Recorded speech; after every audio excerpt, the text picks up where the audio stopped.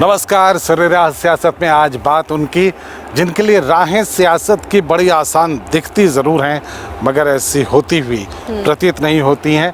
अब उनकी बात कर रहे हैं जिनके ऊंचाई तक उठने और उनके छा जाने के बीच का फासला थोड़ा बड़ा होता जा रहा है। क्या कुछ कहने की कोशिश कर रहे हैं हम बताएंगे आशय। हम बात कर रहे हैं एक ऐसे युवा की जिसने झारखंड की राजनीति में या यूं कहें विधानसभा चुनाव में सनसनी पैदा कर दी थी झारखंड में, और वो यूथ हैं जयराम महतो।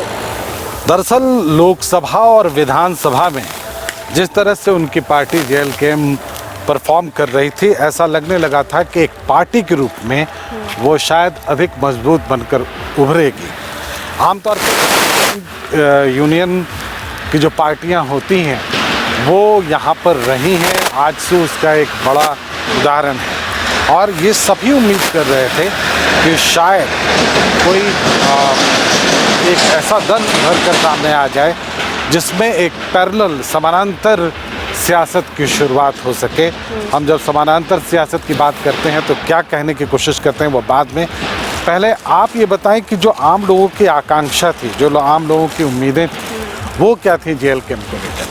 देखिए, जब जेएलकेएम ने घोषणा की पहले तो लोकसभा चुनाव में कि वो उम्मीदवार उतार रहा है और खुद जयराम महतो भी उसमें उम्मीदवार के रूप में उतरे, यूथ का एक बड़ा तबका जो जयराम महतो के रूप में अपने लीडर को देख रहा था। ऐसा लग रहा था उन्हें कि जयराम महतो जीत कर आएंगे तो नौकरियों की बहार आ जाएगी। जिस नौकरी के लिए, जिस जेपीएससी के लिए, जिस जेएसएससी के लिए जयराम महतो आवाज़ उठाते रहे, नौकरियों की बहार आ जाएगी। फिर विधानसभा चुनाव का वक्त आया, उस वक्त भी जयराम के साथ हज़ारों लाखों यूथ जुड़े हैं और कई जगह पर जो पार्टी के उम्मीदवार उन्होंने बहुत अच्छा प्रदर्शन किया। लेकिन यहाँ पर अब जयराम महतो के सामने चुनौती बड़ी है। क्या उनके लिए जीतना यहाँ वो ज़रूरी था या फिर अब पार्टी को मजबूती देना, पार्टी को बनाना? बिल्कुल, संगठनात्मक रूप से अगर आप सियासत में उतरे हैं तो आपकी तैयारी सिर्फ यही नहीं होनी चाहिए कि आप चुनाव लड़ेंगे और कुछ सीटें निकाल लेंगे। हालांकि एक सीट निकली है और ख़ुद जयराम अब विधानसभा में हैं, तो उम्मीद तो ये की जा सकती है कि कुछ और बेहतर होगा। लेकिन ये ज़रूर है कि ये आप उम्मीद तब कर सकते हैं जब पार्टी के रूप में जेएलकेएम और अपने आप को मजबूत पाती है और मजबूत खुद को बना पाती है। क्योंकि ध्यान रखिएगा कि स्टूडेंट यूनियन के रूप में आजसू एक पार्टी पहले से झारखंड की सियासत में मौजूद है, और अगर किसी को इस मामले में थोड़ा भ्रम हो कि ये आजसू पूरी तरह से ख़त्म हो जाएगी तो वो शायद सिर्फ एक भ्रम है। यानी ये एक संकेत है। जयराम महतो को कभी मेहनत बहुत करनी है, सिर्फ अपनी सीट निकाल लेने भर से जयराम हीरो नहीं बन जाते हैं, उन्हें हीरो जैसा काम करना होगा। क्या जयराम के साथ जो यूथ था, जयराम के साथ जो युवा थे, जो उनकी अपेक्षाएं थी, जो आकांक्षाएं थी, वो जयराम पूरी कर पा रहे हैं क्या, या फिर जयराम एक पॉलिटिशियन बन गए हैं पूरी तरह से? इन दोनों चीज़ों में बहुत फ़र्क है। क्या जो लोग उनके साथ जुड़े हुए थे अब वो जयराम को उसी रूप में देख पा रहे हैं, या जयराम को राजनीतिज्ञ बनने में थोड़ा वक्त लगेगा, या फिर वो बन चुके हैं? विवादों से दूर रहना होगा, पार्टी पर फोकस करना होगा। क्या लगता है जयराम के सामने भी चुनौतियाँ कितनी हैं? देखिए, चुनौतियाँ कई तरह की हैं जयराम के लिए। जयराम के लिए सबसे बड़ी चुनौती यह है कि वो जिस तरह की राजनीति करते हैं उसको बहुत मान्यता नहीं मिलती है। मतलब बहुत एग्रेसिव पॉलिटिक्स करते हैं, ऐसी पॉलिटिक्स करते हैं जिसमें बेबाक सारी बातें कह दी जाती हैं, उसमें सियासी औपचारिकताएं नहीं होती हैं। इस तरह की सियासत करने वाले लोग दिल्ली में आम आदमी पार्टी को अगर हम छोड़ दें तो बाकी कहीं उस तरह से दिखते नहीं हैं। तो उनके लिए, लेकिन हाँ, जैसे आप पेड़ों के इस झुरमुट को मैं कहूँगा, राजवल्लभ हमारे कैमरामैन हैं, उनको दिखाने के लिए कि पेड़ों के झुरमुट के उस ओर जो डैम है वो बहुत कुछ उम्मीदें पैदा करता है। उसी तरह से झुरमुट के उस पार अभी सूरज की रोशनी भी आ रही थी, तो वो रोशनी कहीं है तो ज़रूर, लेकिन इस रोशनी तक पहुंचना बहुत आसान नहीं है। तो हम ये कह रहे थे कि जिस तरह की वो सियासत करते हैं उस तरह की सियासत को पहले तो मान्यता मिल जाए, लोग उसको एक्सेप्ट करने लगें, और दूसरी बात कि उनके व्यवहार को अभी बहुत परखा जाएगा। देखिए, जब आम आदमी पार्टी दिल्ली में कुछ कर रही थी तो उसमें अन्ना आंदोलन एक परखा हुआ आंदोलन था जिस बहुत स्टैम्प्ड था कि वो बहुत ईमानदार हैं। जयराम के साथ मुश्किल ये है कि वो अभी सिर्फ एक स्टूडेंट जो हम कह सकते हैं स्टूडेंट आंदोलन से यूथ को लेकर चल रहे हैं। तो वो सफल होंगे या नहीं वो तो बहुत बात की बात है, क्योंकि अभी उनके पास सिर्फ एक सीट है और उनसे बहुत ज़्यादा उम्मीदें पालना भी ज़्यादती होगी उनके साथ। लेकिन इतना ज़रूर है कि लोग उनसे ये उम्मीद करेंगे कि वो जिस तरह की से भी अपना पक्ष रखते रहे हैं उसी तरह से पक्ष रखते रहें, स्टूडेंट्स की बातें उसी तरह से करते रहें। अगर ऐसा वो नहीं कर पाएंगे तो उनकी साख पर बड़ा सवाल हो जाएगा, उनकी विश्वसनीयता पर बड़ा सवाल खड़ा। लेकिन एक सीट हासिल करके अपने संगठन को मजबूत करना, नगर निकाय चुनाव है उसमें भी पार्टी ने कहा है कि वो सभी सीटों पर अपने उम्मीदवार देगी। लेकिन संगठन के तौर पे लगता है कि जयराम सफल हो पा रहे हैं? जिस तरह से राजनीतिक पार्टियां अपने संगठन को, अपनी पार्टियों को लेकर चलती हैं, जयराम वो गुर सीख पाए हैं?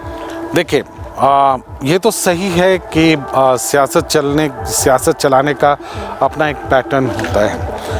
आपको बूथ लेवल तक लोगों को जोड़ना पड़ता है, आपको बूथ लेवल तक अपने संगठन को खड़ा करना पड़ता है।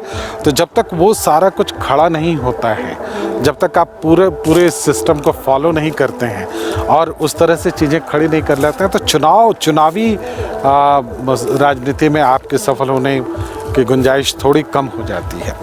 ये अलग बात है कि अभी उनकी लोकप्रियता है जयराम को लेकर, उनके जोश को लेकर और स्टूडेंट्स की बातों को अगर हम साथ में जोड़ दें तो उनमें जो उत्साह है उसको देखते हुए हम कह सकते हैं कि अभी लोग उनसे जुड़े हुए हैं। लेकिन उनके लिए मुश्किल बहुत अच्छी है। अभी कुछ दिन पहले बेसरा जी ने जो बातें उनके लिए कही थी वो भी बहुत इम्पॉर्टेंट थी। उनको वो सब देखना पड़ेगा, वो सब फॉलो करना पड़ेगा। और कई तरह के अब आरोप भी लग रहे हैं, उनके व्यवहार को लेकर भी बातें उठ रही हैं। तो ये भी एक बड़ा मसला है कि अभी आपका राजनीतिक करियर शुरू हुआ है, कैसे इसे जयराम ऊंचाइयों तक ले जाएंगे, कैसे लोगों को जोड़ेंगे, जो उनके साथ जुड़े हुए हैं वो बने रहें, कुछ और लोग भी जुड़े, क्योंकि यही कहा जा रहा है कि सिर्फ एक ख़ास तबका, एक ख़ास वर्ग ही उनके साथ है, तो उन्हें मास को अपने साथ करना पड़ेगा। बिल्कुल, और आपका एक इमेच्योर कदम आपको बहुत पीछे ले जा सकता है। आपकी थोड़ी सी मैच्योरिटी आपको बहुत दूर आगे ले जा सकती है। ये शायद झारखंड की सियासत के लिए बहुत अहम मकाम है और हम सब उनको शुभकामनाएं दे सकते हैं, क्योंकि हम सब चाहते हैं कि एक नए सिरे से सोचने वाली कोई पार्टी उभर कर सामने आए, नए सिरे से बात करने वाली एक पार्टी उभर। जयराम में वो टैलेंट दिखा था, वो जैसे राज्य हित के मुद्दों को उठाते रहे और जो आंकड़े उनके पास रहे, जो विजन उनका रहा, तो लगा कि उनके पास एक विजन है जो राज्य को आगे बढ़ाने के लिए बहुत ज़रूरी है। लेकिन उसे किस तरह इम्प्लीमेंट करते हैं, उस पर कैसे काम होता है, ये बहुत महत्वपूर्ण है। चलिए, तो सियासी पगडंडियों पर अभी हैं जयराम। सियासी पगडंडियों से निकल कर वो पहुंचेंगे मेन रोड पर, और मेन रोड पर पहुंचकर उन्हें अपनी मंजिल तय करनी है। तो बहुत सारी चीज़ें अभी बाकी हैं जयराम के बारे में। जब भी हम चर्चा करेंगे सियासत की, झारखंड के सियासत की, तो अब एक ज़रूरी अध्याय वो ज़रूर हैं, लेकिन उनके सामने चुनौतियां बहुत बड़ी हैं। हम बार बार कह रहे हैं कि आजसू अभी भी अपनी ताकत के साथ मौजूद है। ये अलग बात है कि वो उनका परफॉर्मेंस क्या रहा है, वो एक दूसरा मुद्दा हो सकता है, वो आज कम कल ज़्यादा होता रहता है। लेकिन पार्टी उसी ताकत से अभी भी मौजूद है, उसे आप पूरी तरह से दरकिनार नहीं कर सकते।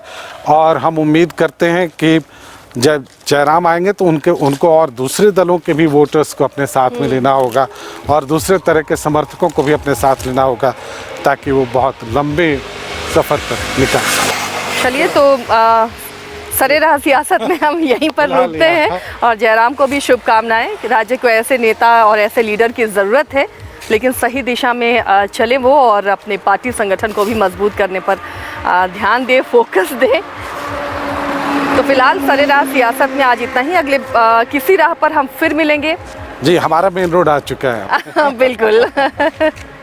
तो हम अपने मेन रोड पर और फिर से मिलेंगे किसी और शख्सियत के साथ या किसी शख्सियत की बातों के साथ। तो हमें दीजिए इजाज़त। आप देखते रहिए न्यूज़ 22 को।